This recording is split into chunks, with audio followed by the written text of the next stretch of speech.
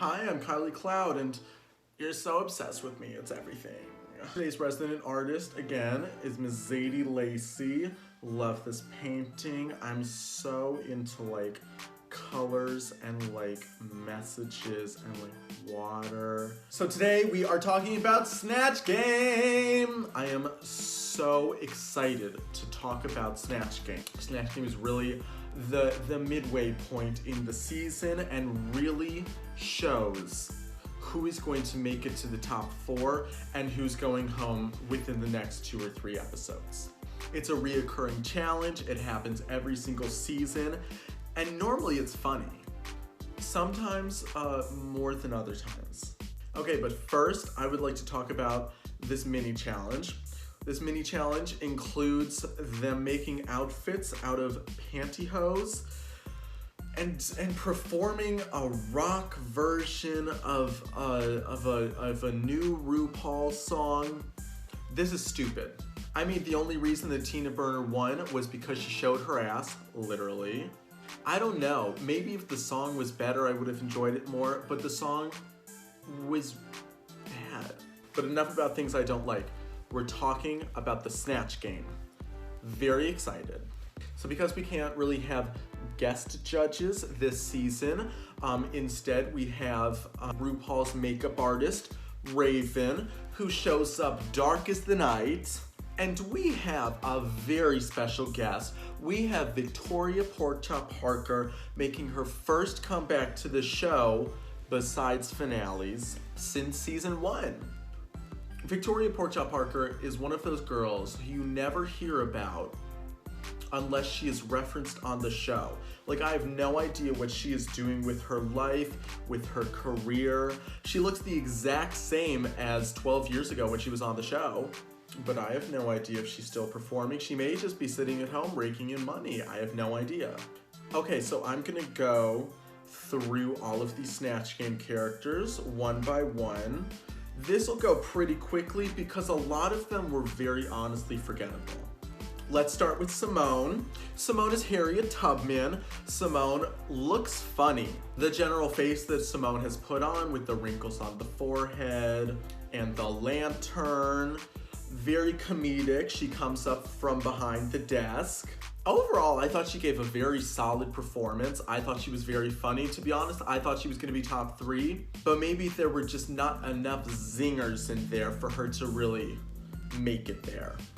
Next up is Gottmik as Paris Hilton. Just let me know when the cameras are rolling and we'll kill it. You're so obsessed with me, it's everything. I mentally canceled her. This is a hilarious performance. There are one-liners. Everything she says is comedic.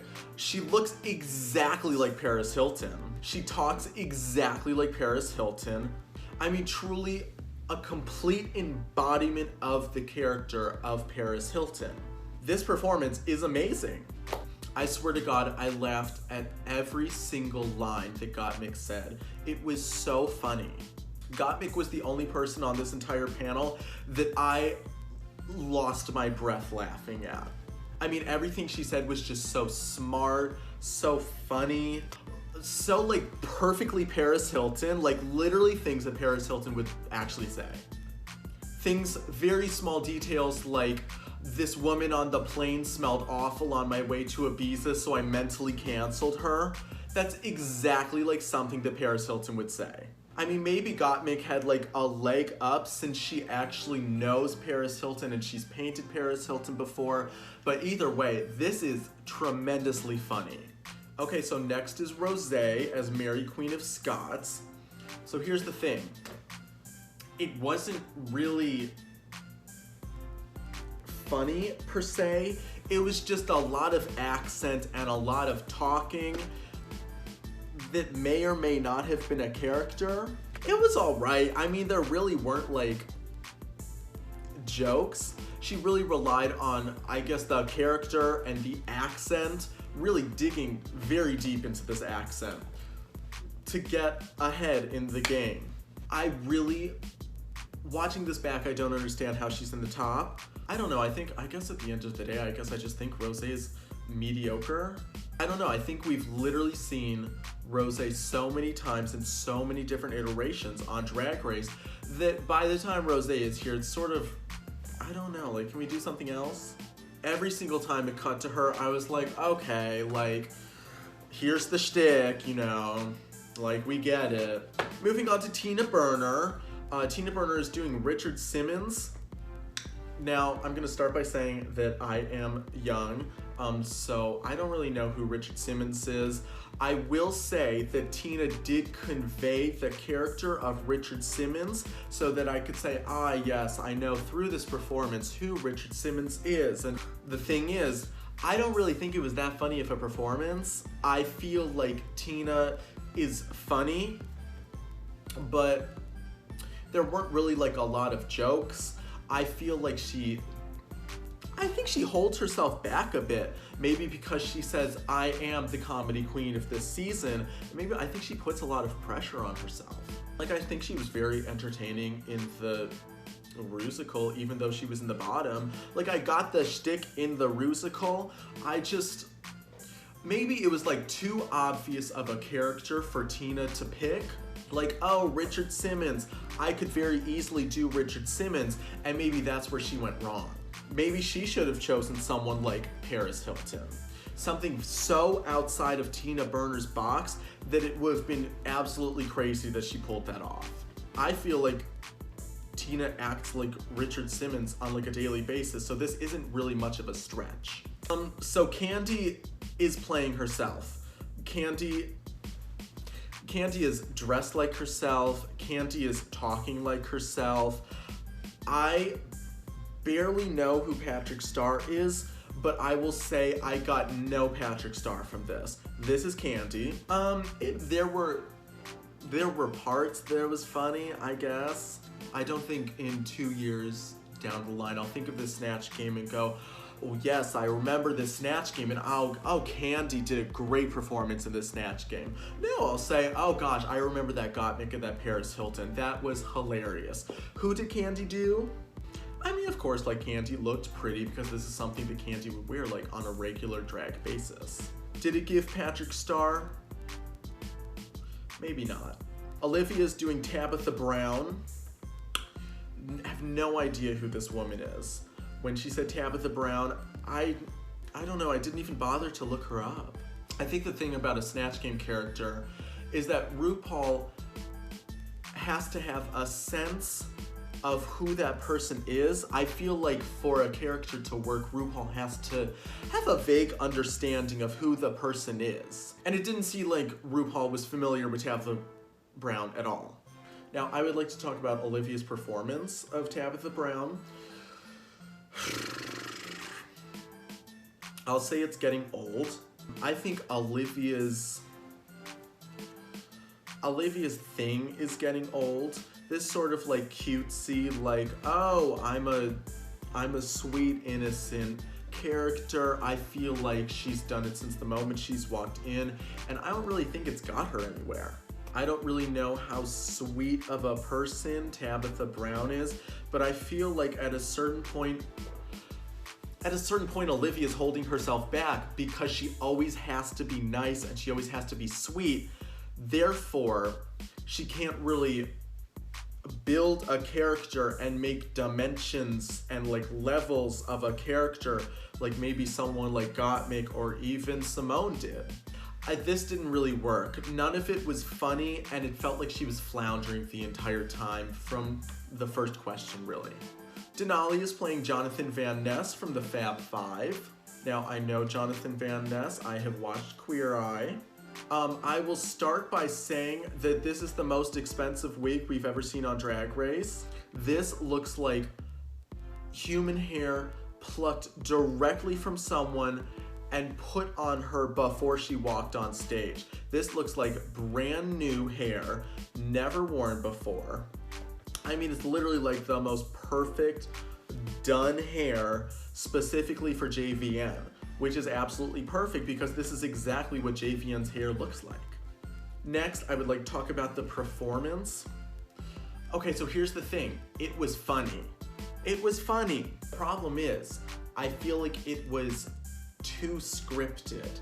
And even Denali has said in interviews and maybe on like IMHO that she did really run through scripted lines that JVN has said throughout his career so that she could remember these funny lines and then just spit them out for the questions.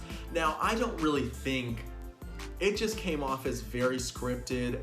The point of Snatch Game is to have an improv aspect to it and a sort of back and forth with Rue, and if you can't really do that, then it becomes a problem if every single line that you're saying is ripped straight from the pages of the character that you're doing. So, you know, I thought it was funny, but I think because it was so scripted that it kind of became forgettable.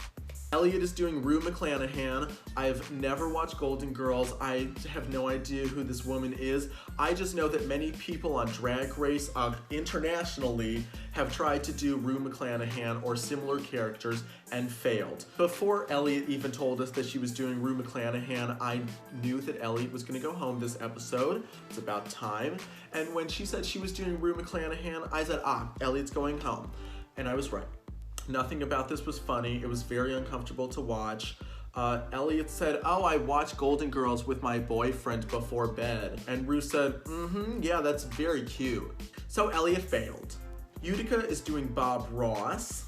I would like to start off by saying that Utica looks beautiful, gorgeous, stunning, absolutely amazing. Utica has literally painted landscape eyeshadow.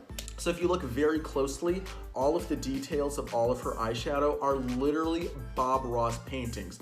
This face is amazing. I don't care that she didn't want to wear an afro. I don't care that everyone made a whole fuss about white people in afros. I don't care. What she has on her head is very innovative. And I think that at a certain point, it'll be looked back on in the Drag Race lore as like a very cool technique and invention. I think that Utica, years down the road, is gonna become maybe like a Milk or like an Evie Oddly, where in the moment we're saying, that's a very strange choice. But maybe 3, 4, 5 years down the road, we're gonna say, wow, remember when Utica literally made hair out of squirrel stuffed animals? Like, it's so cool. Anyways, performance-wise, Utica bombed. Utica, it's another case of Utica doing improv in her small town and then bringing it to the big stage and thinking that it's funny worldwide. I can really, really see where Utica is coming from in her humor, and I can see exactly where she's going, and I can see exactly how she thinks that this is funny. If I put myself into her head, sure, I'm sure it could be conceptually entertaining and funny. The problem is that if you did not like grow up in a small town and have these small town improv troupes, this is not gonna be funny at all, which is why it flopped. Could you imagine RuPaul in like a small town improv troupe? Oh my God. Like everything from her saying environments to her spray painting green on a card, I can see exactly how Utica thought that was funny. Utica was giggling in her mind. Utica was cracking up in her mind saying, this is so funny. But to everyone else, no one got it. So she failed. Well, that's Snatch Game. Overall, I think I was entertained by this Snatch Game. I think I had a lot of fun, even though maybe retrospectively, some of the characters were forgettable. Okay, so this week's runway is Fascinating Fascinators. So here's the thing about Fascinators. Fascinators are not hats. So all of these things are very large accoutrements that are placed very delicately on their heads with wigs. So this is a big feat for everyone. So we're gonna start with Denali. Denali is like an old style waitress on roller skates. Her tights are stoned. Everything that Denali wears looks like an ice skating garment, which is fair since she's an ice skater. Now this is a Fascinator runway, so let's judge this Fascinator. This Fascinator is a coffee pot, pouring coffee into a coffee mug. This is amazing. How is this staying on her head? It's blowing my mind how something 2 feet off of her head is staying so evenly on top of her head when she is roller skating down this runway. There's a lot of movement in this runway, and that fascinator is not moving. Conceptually, absolutely amazing. The rest of the outfit, sure, it's like a striped garment. She's carrying a tray. How she's holding this tray, I don't know. Is it attached to her hand?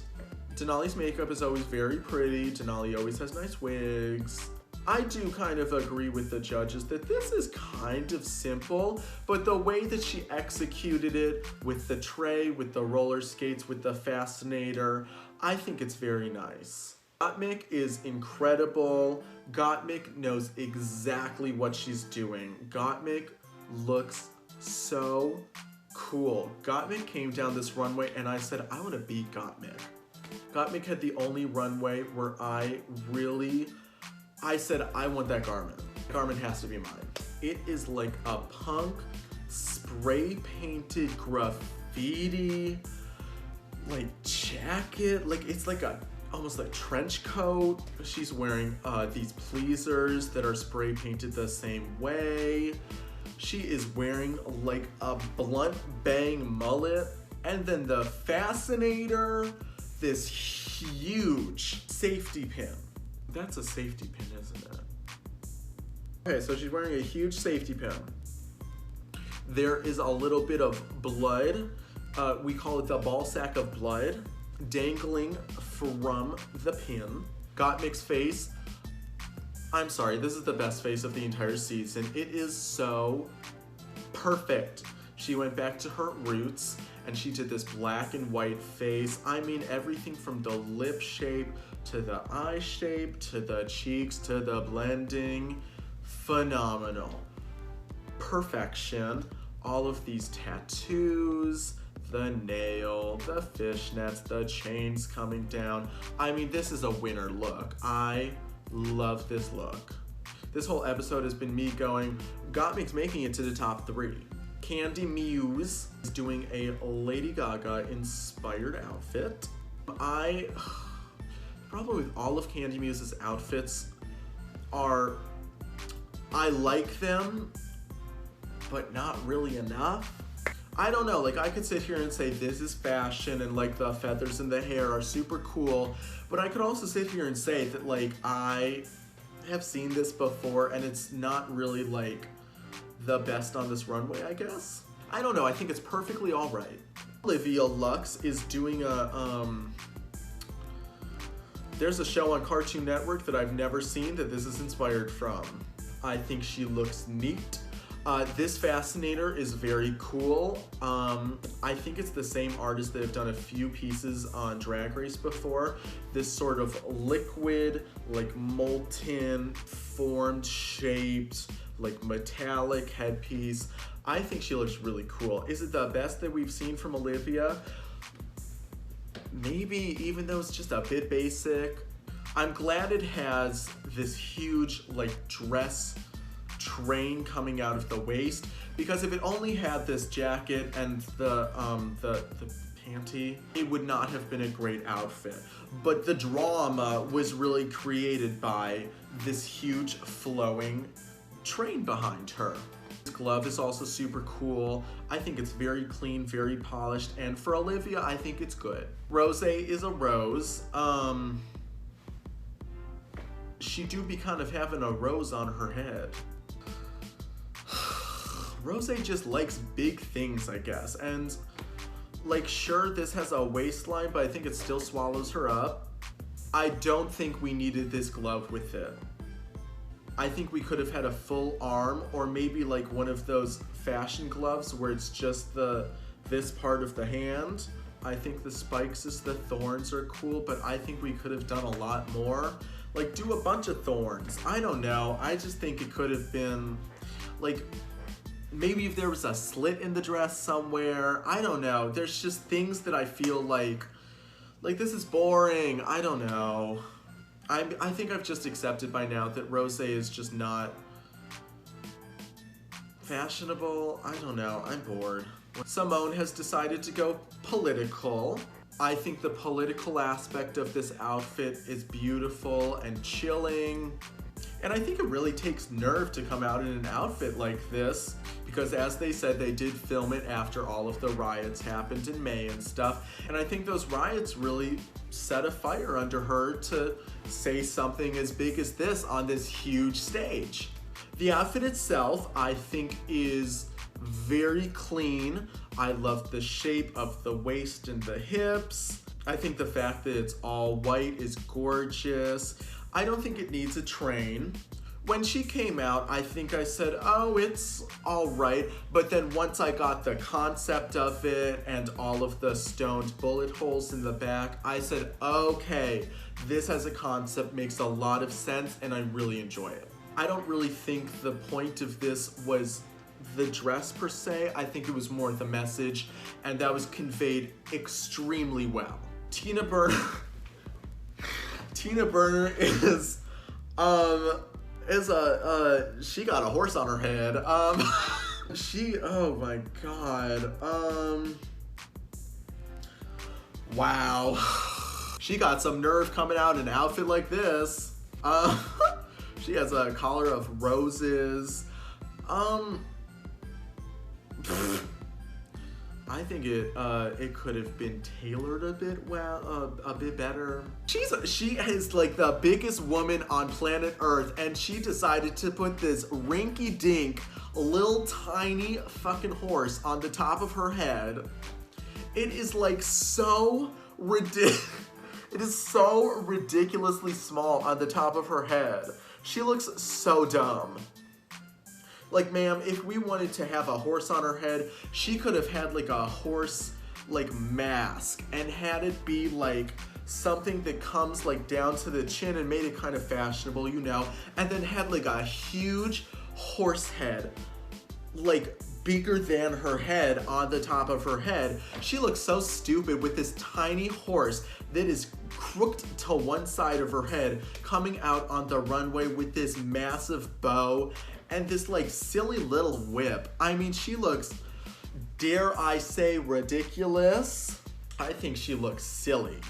Do I like this outfit? No. Okay, so here's what I'll say about Utica. Utica's outfit is not as like big as we've seen from Utica. Utica has shown these like gorgeous, glamorous, huge, gigantic outfits that really have these massive concepts. This is a bit dialed back, but I think the concept is really well executed. Ma'am got a whole picnic basket on the top of her head and proceeds to lip sync in it. She must like use, it must be like paper mache or something, because if she could lip sync in that with that tiny little wig and it not move anywhere, props to her. She was dancing all around that stage. I mean, she was moving and this fascinator was not moving at all. At the end of the day, it's a long-sleeved bodysuit with a little, you know, chaps, I guess. My favorite part about this are the ants that are crawling up her leg. This is very creative. She basically used buttons and sewed them to make them look like ants crawling up her leg. She's wearing that wig again. I think it's fine. Who am I missing? Oh, I'm missing Elliot. Okay, Elliot came out looking completely ridiculous. If this is Elliot's take on being fashionable, I don't want a fashion show at all. This is silly. This is a miss. We shall start with the headpiece. This headpiece is very nice. Sure, it's very Vegas. Yeah, we get it. Okay. She tried to pass this off as a flamingo. She also tried to pass this off as a nude illusion. I will not buy that. I refuse to buy that. Is this a nude illusion? No. How can it be a nude illusion when it's so flabby? How can it be a nude illusion when there's stones on it? I'm just so confused. I don't understand it. The nude illusion is 6 shades darker than her skin tone. God, I would like to talk about this lip. I think that Elliot decided to go avant-garde for her last runway. It was a fail. Basically, she decided to do like one of those like shadowy lips that you see on runways where they just do like, it almost looks like they lip gloss the entire face and then just do like a little shadow like around the lip as like more of a suggestion of a lip. Elliot has a suggestion of a face. So like the lip is very small, the eye, it did not work. I very much see where she was going with this and I hate it. Gottmik wins, yay! I'm so happy for Gottmik to be winning. That was a tremendous performance. This was Gottmik's episode. The Paris Hilton was hilarious and this outfit was exactly what we needed. Gottmik is a star and I can see Gottmik going all the way to the top 3 and perhaps even winning. So Utica and Elliot are in the bottom. They lip sync to this very, very fascinating bop. I think it's literally called Fascinating. It's called Fascinated. What a lovely bop jam to lip sync to. This was a very entertaining lip sync. We didn't really know that Utica had this in her to like, you know, like dance around the stage and stuff. We thought that she was gonna put on like some little goofy number or whatever. I don't know, I just had a lot of fun watching Utica. I was like, ooh, look at her, you know? So Elliot goes home, yay! You know, Elliot had many storylines, many moments to shine. She's gone home 3 times now. I think it was time for her to go. And we are left with a very strong top 8. I mean, we have so many more episodes to go. Oh my God. Okay. I will see you next week for another lovely episode of this exhilarating show. I'm Kylie-Cloud, and you're so obsessed with me, it's everything.